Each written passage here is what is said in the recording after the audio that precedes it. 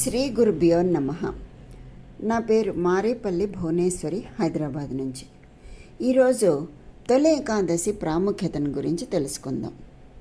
శాంతాకారం భుజగశయనం పద్మనాభం సురేశం విశ్వాకారం గగనసదృశం మేఘవర్ణం శుభాంగం లక్ష్మీకాంతం కమలనయనం యోగిహృద్యానగమ్యం వందే విష్ణుం భవభయహరం సర్వలోకైకనాథం. ఏ మంచి పని ప్రారంభించినా దశమి ఏకాదశుల కోసం ఎదురు చూడడం ప్రజలకు అలవాటు. ఏడాది పొడవునా ఉండేటటువంటి 24 ఏకాదశుల్లో ఆషాఢ శుక్ల ఏకాదశి తొలి ఏకాదశిగా పరిగణిస్తారు. పూర్వకాలంలో ఈ రోజునే సంవత్సరారంభంగా పరిగణించేవారు. వానకారు మొదలైతే అనారోగ్యాలు తలెత్తడం సహజం. అందుకే శరదృతువు యమదంష్టిక అన్నారు, అంటే యముడి కోర అన్నారు. ఉత్తరాయణం కన్నా దక్షిణాయనంలో పండుగలు పబ్బాలు ఎక్కువ. లంకణం పరమౌషధం అనే ఉపవాస దీక్షకు నాంది తొలి ఏకాదశి. ఆషాఢ మాసంలో వచ్చే మొదటి ఏకాదశిని తొలి ఏకాదశి అంటారు. ఈ ఏకాదశి నుంచే పండుగలన్నీ మొదలవుతాయి కాబట్టి దీన్ని తొలి పండుగ అని కూడా పిలుస్తారు. ఆషాఢ మాసంలో వచ్చే ఈ తొలి ఏకాదశిని దేవశయన ఏకాదశి, పద్మనాభ ఏకాదశి, హరిశయని ఏకాదశి, శయనేకాదశి అని కూడా అంటారు. ఈరోజు ఉపవాసం ఉండి భగవంతుణ్ణి భక్తితో పూజిస్తే గోలోక ప్రాప్తి లభిస్తుందట. ఇంకా ఆషాఢమాసం శుక్లపక్ష ఏకాదశి నాడు విష్ణుమూర్తి పాలకడలిపై యోగనిద్రలోకి వెళ్లే సందర్భాన్ని తొలి ఏకాదశిగా పరిగణిస్తారు. స్వామి నిద్రించే రోజు కాబట్టి దీనిని శయనేకాదశి అని కూడా అంటారు. సతీ సక్కుబాయి ఈ శయనేకాదశి నాడే మోక్షప్రాప్తి పొందింది. తొలి ఏకాదశి నాడు రోజంతా ఉపవాసం ఉండి రాత్రికి జాగారం చేసి మర్నాడు ద్వాదశి నాటి ఉదయం విష్ణుమూర్తిని పూజించి తీర్థప్రసాదాలను స్వీకరించి ఆ తర్వాత భోజనం చేస్తే జన్మజన్మల పాపాలు ప్రక్షాళనమవుతాయని నమ్మకం. ఆ రోజు యోగనిద్రకు ఉపక్రమించే విష్ణువు మళ్ళీ 4 నెలల తర్వాత అంటే కార్తీక శుద్ధ ఏకాదశి నాడు మేల్కొంటాడు అంటారు. ఈ ఏకాదశిని పద్మ ఏకాదశిగా కూడా పిలుస్తారు. ఈ యోగనిద్ర అనేది భూమిపై రాత్రి సమయాలు పెరుగుతాయి అన్నదానికి సూచన. తద్వారా ప్రజలలో నిద్రా సమయాలు పెరుగుతాయి. భవిష్యోత్తర పురాణంలో శ్రీకృష్ణుడు ధర్మరాజుకు ఈ ఏకాదశి మహత్యం వివరించాడు అని ఉంది. దానిని ఉద్ధాన ఏకాదశి అంటారు అని కూడా చెప్పారు. ఆ తర్వాత రోజు వచ్చే ద్వాదశిని క్షీరాబ్ది ద్వాదశి అంటారు. ఈ 4 నెలల కాలాన్ని పవిత్రంగా పరిగణించి అందరూ చాతుర్మాస్య దీక్ష చేసేవారు. జైన మతంలో కూడా ఈ రోజుకు ఎంతో ప్రాముఖ్యత ఉంది. జైనులకు చాతుర్మాసం ప్రారంభమవుతుంది. అంటే ఈ రోజు నుంచి జైన సాధువులు కూడా 4 నెలల పాటు ఎక్కడికి ప్రయాణం చేయకుండా ఒకే చోట ఉండి శ్రీ మహావిష్ణువును పూజిస్తారు. విష్ణుమూర్తి పాలకడలిలో శేషపాన్పుపై యోగ నిద్రలోకి ప్రవేశించే రోజే ఈ తొలి ఏకాదశి రోజు. అంటే భగవానుడు దక్షిణం వైపు తలపెట్టి కుడి చేతి మీద పడుకుంటాడు. అప్పుడు సూర్యచంద్రులు శ్రీ మహావిష్ణువుకి 2 నేత్రాలు, రెప్పలు, మేఘాలు. శయనించుట అనగా సూర్యుణ్ణి చంద్రుణ్ణి కన్నులుగా కలిగిన విష్ణువు నిద్రించుట అంటే రెప్పలు మూయుట అని అర్థం అన్నమాట. అంటే ఆ రోజు నుంచి మేఘములచే సూర్యచంద్రులు కప్పబడతారు. అంటే వర్షాలు మబ్బు పట్టి వర్షాలు కురుస్తూ ఉంటాయి కదా, అందుకని ఈ విధంగా చెప్పారనమాట. అదే మనకి సూచన. నిజానికి భగవంతుడు నిద్రపోడు, యోగ నిద్రలో ఉంటాడు. తిరిగి విష్ణుమూర్తి కార్తీక శుద్ధ ఏకాదశి నాడు యోగ నిద్ర నుండి మేల్కొంటాడు. దీనినే క్షీరాబ్ది ఏకాదశి లేదా ఉత్థాన ఏకాదశి అని అంటారు. ఈ 4 నెలలు స్వామి అలసట తీర్చుకొంటకు యోగ నిద్రలోకి వెళ్ళి భక్తుల పరిరక్షణ భారాన్ని, లోకరక్షణ భారాన్ని అమ్మవారికి అప్పగిస్తారు. అందుకే అమ్మవారికి ఈ 4 నెలలు పూజలు ఎక్కువగా జరుగుతాయి. అంటే ఎలాగా? శ్రావణ మాసంలో శ్రావణలక్ష్మి రూపంలో, ఆశ్వీజ మాసంలో శక్తి రూపంలో అమ్మ అందరి పూజలను అందుకుంటుంది. అమ్మ, మా విన్నపాలను స్వామికి తెలుపమ్మా అని అమ్మకి మన పెట్టుకునే మొరలన్నీ తెలియచేసుకున్నట్లయితే ఆ అమ్మ వాటిని అయ్యవారికి వినిపిస్తుంది. అంటే మనకి మన మొరలని తెలియచేసుకునే అవకాశం అన్నమాట. ఈ 4 నెలలు అమ్మకి తెలియచేసుకునే అవకాశం మనకి ఈ 4 నెలలు లభించింది. అమ్మ తొందరగా మాట వింటుంది కదా నాన్నకన్నా కూడా. అందుకని అమ్మకి చెప్పుకుంటే మన కష్టాలు తీరుతాయి, మన బాధలు తొలగుతాయి. అందుకని అమ్మకి మొరపెట్టుకునే కాలము ఇది. అయితే తొలి ఏకాదశిన చాలామంది పనులు ప్రారంభిస్తూ ఉంటారు. ప్రతి ఏకాదశి అలా ముఖ్యమైనదే. మరి తొలి ఏకాదశి అని దీన్ని ఎందుకంటారు అంటే కనుక ఈ ఏకాదశుల్లో మనకి ప్రతి ఏకాదశికి ఒక పేరుంది. అయితే ఈ ఏకాదశినే తొలి ఏకాదశి అని ఎందుకంటారంటే సంవత్సరం కాలాన్ని 2 విభాగాలు చేస్తే అవి 2 అయినాలు. ఒకటి దక్షిణాయనం, రెండవది ఉత్తరాయణం. దక్షిణాయనం అంతా ఉపాసనా కాలం. చాతుర్మాస్య వ్రతం ఆషాఢ శుద్ధ ఏకాదశితో మొదలై కార్తీక శుద్ధ ఏకాదశి వరకు కొనసాగుతుంది. ఈ కాలంలో గురు పూజతో మొదలుకున్న పండుగలు గణపతి నవరాత్రులు, దేవీ నవరాత్రులు, కార్తీక మాస పూజలు ఇలా ఉత్తరాయణంలోని మాఘమాసం వరకు ఉంటాయి. అయితే మనకి తొలి ఏకాదశికి ఒక కథ ఉంది అని మనకి పురాణాలు చెప్తున్నాయి. అదేమిటి అంటే పూర్వం కృతయుగంలో మురాసురుడు అనే భయంకరమైన రాక్షసుడు ఉండేవాడు. దేవతలు, మానవులు, రాక్షసులు ఎవ్వరూ తనను సంహరించలేరని అతను బ్రహ్మదేవుడి నుంచి ఒక వరాన్ని పొందుతాడు. ఆ వరం పొందిన తర్వాత మురాసురుడు మరింత బలవంతుడై 3 లోకాలను తన అధీనంలోకి తెచ్చుకుని దేవతలను, ఋషులను తీవ్రంగా హింసించడం మొదలుపెట్టాడు. మురాసురుడి ఆగడాలను భరించలేక దేవతలు, ఋషులు శ్రీ మహావిష్ణువుని శరణు వేడతారు. వారి మొర విన్న విష్ణుమూర్తి మురాసురుడితో 1000 సంవత్సరాలు భీకరంగా యుద్ధం చేశాడు. సుదీర్ఘ యుద్ధం వల్ల అలసిపోయిన విష్ణువు విశ్రాంతి తీసుకోవడానికి హిమాలయాల్లోని ఒక సుందరమైన గుహలోకి వెళ్తాడు. ఆ గుహలో శేషతల్పంపై పడుకుని యోగ నిద్రలోకి వెళ్తాట. విష్ణువు నిద్రిస్తున్న సమయంలో మురాసురుడు అక్కడికి చేరుకుని ఆయన్ను సంహరించాలని చూస్తాడు. ఆ సమయంలో విష్ణుమూర్తి శరీరం నుంచి ఒక అద్భుతమైన కన్య, ఆయన తేజస్సు ఒక కన్యగా ఆవిర్భవిస్తుంది. ఆమె చాలా తేజస్సుతో శక్తివంతంగా కనిపిస్తుంది. మురాసురుడు ఆ కన్యను చూసి ఆశ్చర్యపోయి ఆమెతో యుద్ధానికి దిగుతాడు. ఆ కన్యకు మురాసురుడికి మధ్య తీవ్ర యుద్ధం జరుగుతుంది. చివరికి ఆ కన్య మురాసురుణ్ణి తన శక్తులతో సంహరిస్తుంది. అనంతరం నిద్రలేచినటువంటి శ్రీ మహావిష్ణువు మురాసురుడు చనిపోయి ఉండటం చూసి ఆశ్చర్యపోతాడు. అప్పుడు ఆ కన్య జరిగిందంతా వివరిస్తుంది.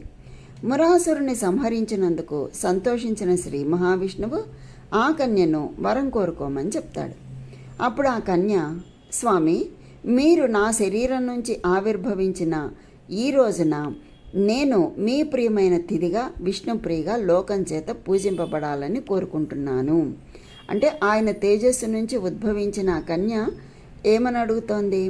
ఈరోజు నేను మీ ప్రియమైన తిథిగా విష్ణుప్రియగా లోకం చేత పూజించబడాలి అని కోరుకుంటున్నాను అని వేడుకుంటుంది. అందువల్ల ఈరోజు ఉపవాసం ఉండి మిమ్మల్ని పూజించిన వారికి సకల పుణ్యాలు లభించాలి, వారి పాపాలు తొలగి మోక్షం ప్రాప్తించాలి అని వేడుకుంటుంది ఆ కన్య. ఆమె కోరికను మన్నించిన విష్ణుమూర్తి, నువ్వు నా శరీరం నుంచి పుట్టావు కనుక ఇకపై నువ్వు ఏకాదశి అనే పేరుతో పిలువబడతావు. ఈ రోజున ఉపవాసం ఉండి నన్ను పూజించిన వారికి తప్పకుండా ముక్తి లభిస్తుంది అని వరం ప్రసాదిస్తాడు. అప్పటి నుండి మురాసురుని సంహరించిన ఆ రోజున ఏకాదశి వ్రతం ఆచరించడం ప్రారంభమైంది. అందువల్లనే తొలి ఏకాదశిని మురాసుర ఏకాదశి అని కూడా అంటారు. ఈ కథ ఏకాదశి తిథి యొక్క ప్రాముఖ్యతను, ఉపవాస వ్రతం ఆచరించడం ద్వారా లభించే పుణ్య ఫలాలను తెలియచేస్తుంది. చూసారా ఎన్ని పేర్లున్నాయో ఏకాదశికి. దీన్ని మురాసుర ఏకాదశి అని కూడా అంటారట. ఈ ఏకాదశి వ్రతాన్ని ఆచరించే రుక్మాంగదుడు మోహిని రూపంలో వచ్చి ఏకాదశి పూట పొందుకోరిన రంభను తిరస్కరించాట. ప్రస్తుతం మఠాధిపతులు, సన్యాసం తీసుకున్న వారు మాత్రమే ఈ వ్రతాన్ని ఆచరిస్తూ ఉన్నారు. చాతుర్మాస్య దీక్ష చేపట్టిన వారు 4 నెలల పాటు ప్రయాణాలు చేయరు. కామ క్రోధాదులను విసర్జిస్తారు. ఆహారం విషయంలో కొన్ని నిషేధాలు పాటిస్తారు. ఈ రోజున జొన్న పేలాలు, బెల్లం కలిపి దంచి పిండి చేస్తారు. రైతులు ఆ రోజున అంటే ఏకాదశి రోజున ఖచ్చితంగా పేలపిండి తింటారు. ఏకాదశి నాడు ఉపవాస నియమం లోకంలో ఈ విధంగా స్థిరపడింది. అయితే తొలి ఏకాదశి నాడు పేలాల పిండిని తప్పక తినాలి అంటారు. ఎందుకని అంటే పేలాలు పితృదేవతలకు ఎంతో ఇష్టమైనవి. అందువల్ల మనకు జన్మనిచ్చిన పూర్వీకులను ఈరోజు గుర్తు చేసుకోవడం మన బాధ్యత. అలాగే ఆరోగ్యపరంగా బయట ఉష్ణోగ్రతలకు అనుగుణంగా శరీరం అనేక మార్పులకు లోనవుతుంది. గ్రీష్మ ఋతువు ముగిసిన తర్వాత వర్ష ఋతువు ప్రారంభమయ్యే కాలం కనుక శరీరానికి పేలపిండి వేడిని కలుగచేస్తుంది. అందువల్ల ఈ రోజున దేవాలయాల్లోనూ ఇళ్ల దగ్గర పేలాల పిండిని ప్రసాదంగా పంచుతారు. ఏడాదిలో వచ్చే 24 ఏకాదశుల్లోనూ ఈ రోజు మొదటిదిగా చెప్పుకోవచ్చు. అందుకే ఈరోజు ఉపవాసం ఉంటే ఆ విష్ణుమూర్తి అనుగ్రహం తప్పకుండా లభిస్తుంది. ఇందుకోసం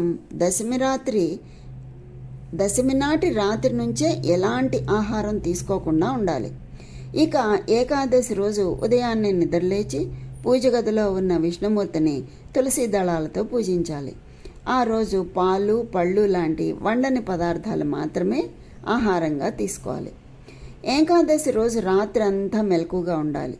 ఆ రాత్రి వేళ వీళ్ళైతే విష్ణుమూర్తికి సంబంధించిన భాగవతాన్ని చదువుకోవడం కానీ, విష్ణు సహస్రనామం జపించడం కానీ చేయాలి. మర్నాడు అంటే ద్వాదశి రోజు తెల్లవారుజామునే దగ్గరలో ఉన్న ఆలయానికి వెళ్ళి ఉపవాస దీక్షను విరమించాలి. దీనినే తొలి ఏకాదశి వ్రతం అంటారు. ఈ వ్రతం చేసినందుకే కుచేలుడు అంతటి వాడికి కూడా దరిద్రం వదిలిపోయి సకల సంపదలు కలిగాయని శాస్త్రాలు చెప్తున్నాయి. ఇంకా ఈ తొలి ఏకాదశి నాడు గోపద్మ వ్రతం చేయుట ఎంతో విశిష్టమైనదిగా చెప్తారు. ఈ గోమాత పూర్తిగా విరాట్ పురుషుని రూపంతో పోల్చబడింది. గోవునకు ముఖమునందు వేదాలు, కొమ్ములనందు హరిహరులు, కొమ్ముల చివర అంటే గోవు కొమ్ముల చివర ఇంద్రుడు, లలాటమున ఈశ్వరుడు, కర్ణములందు అంటే చెవులందు అశ్విని దేవతలు, నేత్రములందు సూర్యచంద్రులు, దంతములందు గరుడు, జిహ్వయందు సరస్వతి, ఉదరమునందు స్కందుడు, రోమకూపములందు ఋషులు, పూర్వభాగమునందు యముడు, పశ్చిమ భాగమునందు అగ్ని, దక్షిణ భాగమున వరుణ కుబేరులు, వామ భాగమునందు యక్షులు, ముఖమునందు గంధర్వులు, నాసాగ్రమందు పన్నగలు అంటే పాములు, అపానంబున సరస్వతి, గంగాది సర్వతీర్థాలు అంటే గోమూత్రంలో అన్ని తీర్థాలు ఉంటాయి. గోమయంలో లక్ష్మి, పాదాగ్రంలో ఖేచరులు, అంబా అంటూ అరిచే అరుపులో ప్రజాపతి, స్తనములందు చతుస్సాగరములు ఉన్నట్లుగా వర్ణించబడింది. కనుక గోవును పూజిస్తే సమస్త దేవతలను పూజించినట్లేనని, సమస్త తీర్థములలో పుణ్యస్నానం చేసిన పుణ్యఫలం లభిస్తుందని గోమాతకు ఇంత పూజ్యస్థానం ఇస్తూ అథర్వణ వేదంలో, బ్రహ్మాండ పురాణంలో, మహాభారతంలో, పద్మపురాణంలో ఇలా ఎన్నో గాథలు ఉన్నాయి. అట్టి గోమాత నివసించే గోశాలను ఈ తొలేకాదశి రోజున మరింతగా శుభ్రం చేసి అలికి ముత్యాల ముగ్గులతో రంగవల్లికలను తీర్చిదిద్ది గోశాల మధ్య భాగమందు బియ్యపిండితో 33 పద్మాల ముగ్గు పెట్టి శ్రీ మహాలక్ష్మి సమేత శ్రీ మహావిష్ణువు ప్రతిమను ఆ పద్మములపై ఉంచి వారిని విధి విధానంగా పూజించి పద్మానికి ఒక్కొక్క అప్పడాన్ని వాటిపై ఉంచి ఆ అప్పడాలను వాయినాలుగా దక్షిణ తాంబూలాదులతో కలిపి బ్రాహ్మణుని సమర్పించి వారిని సంతుష్టుల్ని గావించి గోమాతను పూజించే వారికి సకలాభీష్టములు తప్పక నెరవేరుతాయి అని చెప్పబడింది. ఈ విధంగా గోపద్మ వ్రతం చేయాలి. ఈ ఏకాదశి ప్రజలలో ఉండే చైతన్యానికి ప్రతీక. యోగ నిద్ర అంటే భూమిపై రాత్రి సమయాలు పెరుగుతున్నాయి అని చెప్పడానికి సూచన. అంటే ప్రజలలో నిద్రా సమయాలు పెరుగుతాయన్నమాట.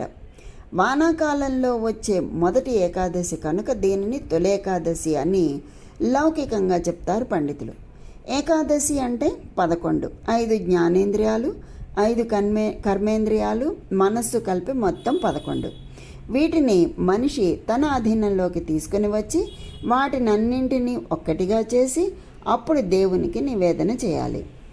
దీనివలన మనిషికి సహజంగా అలవడే బద్ధకం దూరం అవుతుందని, రోగాలు దరిచేరకుండా ఉంటాయని, ఇంద్రియ నిగ్రహం పెరుగుతుంది అని ఒక నమ్మకం. సూర్యవంశంలో ప్రఖ్యాత రాజు మాంధాత. అతడు ధర్మం తప్పడు, సత్యసంధుడు. అతని రాజ్యంలో ఒకసారి తీవ్రమైన కరువు వచ్చింది. దాంతో ప్రజలు పడరాని పాటలు పడుతుంటే అంగీరసుని సూచనపై ఈ శయనేకాదశి వ్రతాన్ని భక్తితో చేస్తాడు.